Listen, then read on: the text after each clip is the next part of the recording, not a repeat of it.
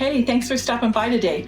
A lot of times I have my students ask, what do I do to keep my paints going for so long? Now, I'm kind of ashamed to show you my palette, but hey, prepare to be shocked. There we go.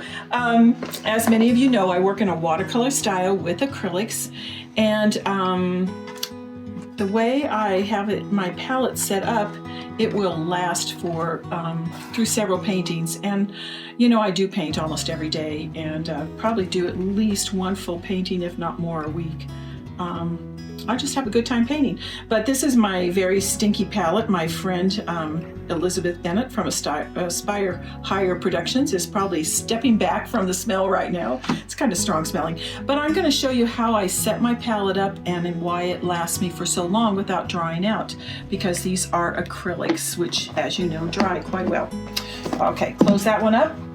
So you can spend some money and get a really, really nice palette if you want, or when I set my students up, this is what I do. I start with this kitchen sponge cloth. Scotch-Brite used to make them, but I think they I haven't been able to find the Scotch-Brite brand lately. So my daughter Elizabeth actually picked these up for me. These are by Dawn. Again, it's a sponge cloth. We ordered some online. Whatever, you get the drift. They're kind of a very thin sponge. So I put that at the bottom of the palette, whatever you choose to use your palette. Get it kind of wet there. Sop it up. You don't want it to be, you don't want water, like a whole lot of water floating in there. You just want to get that sponge wet. Pour out the excess.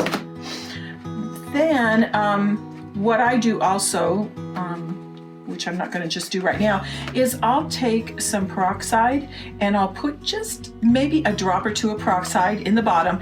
That keeps it from the mold from forming. So after you've got your sponge wet, next I have a piece of, and you can see it's been used and I cleaned it off. This is, I don't know if you want to call it railroad board, tag board, poster board. It's what you find at the art stores generally, sometimes even Walmart, Hobby Lobby, whatever. It's the 22 by 28 poster board. However, they started making it in plastic. This is actually plastic poster board. So you put that down, and I can use this over and over. In fact, Elizabeth, if you wouldn't mind, I'm going to reach across here. I actually keep quite a supply of them on hand. These are old ones that are dried out, and I get in a hurry to paint. I'll just take those, pop the paint off, wash them up, and then they'll be clean and ready to use again. So this is a reusable palette. So this is just the way I work. It's handy, saves me a lot of money, saves me a lot of paint. Now these are the paints that I use personally. This is my palette, and no matter what artist you talk to, each artist has their own favorite paints that they use. Now the brand I like to use best is Liquitex. Too bad they don't give me a kickback for promoting their product. I like Liquitex, but there's a lot of other good brands out there. There's Golden, there's Winsor Newton. You can find your own favorites. So the ones I use, I always use a light yellow, cadmium light. They also make cadmium free because cadmium has been proven to be pretty dangerous health-wise. I use a cadmium medium. Then I just started using this. This is Indian yellow. The reason I like the Indian yellow is it's very transparent, and when I go to do washes and layer over my washes after they're dry, the Indian yellow is really nice and transparent, and I can use it to warm up something. I use a Cad Red. This is where I have to have pliers. This is one reason I like the Liquitex, is their lids are really easy. They don't get stuck on. Cad Red Medium.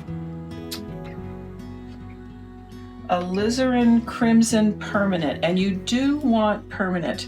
Alizarin Crimson is kind of a funny color. This one's drying out, and so you do want to get the we'll say permanent on it, Alizarin Crimson Permanent. Those are my reds and yellows. Next I switch over, I think I'll put my Hooker's Green down next. Those are my greens. I use Hooker's Green permanent. Then my favorite one, and this one I have to buy lots of tubes of, is the Hooker Green Dark. Almost looks black, but it really isn't. I use Cerulean Blue. I do not use the Cerulean Blue Hue.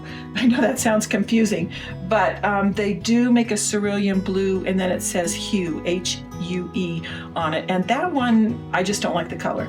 It turns kind of greenish on me. My next one is Ultramarine Blue. And then I'm just kind of haphazard about my last ones. I use an umber, either burnt or raw umber. I haven't found that it makes a whole lot of difference one way or the other. And then I use a sienna. This one happens to be a burnt sienna. I have one more color. Let's dig through my mess up here and see if I can find it. And I can't right now, so I'm going to go to another color that I like to use, which is yellow oxide. This is such an old tube that the nice lid kind of's gotten messed up on it. So basically those are the colors that I use on a regular palette. Use them over and over. I'm going to kind of bleed the colors out for you so you can see what happens. I use almost all water and a little bit of pigment. I'm going to show you the green here. That's the Hooker's Green Deep. This is just Hooker's Green Permanent. I don't use very much of that. As you can see, I'm terrible at using my hands instead of a rag. This is light, cad yellow light, cad yellow medium.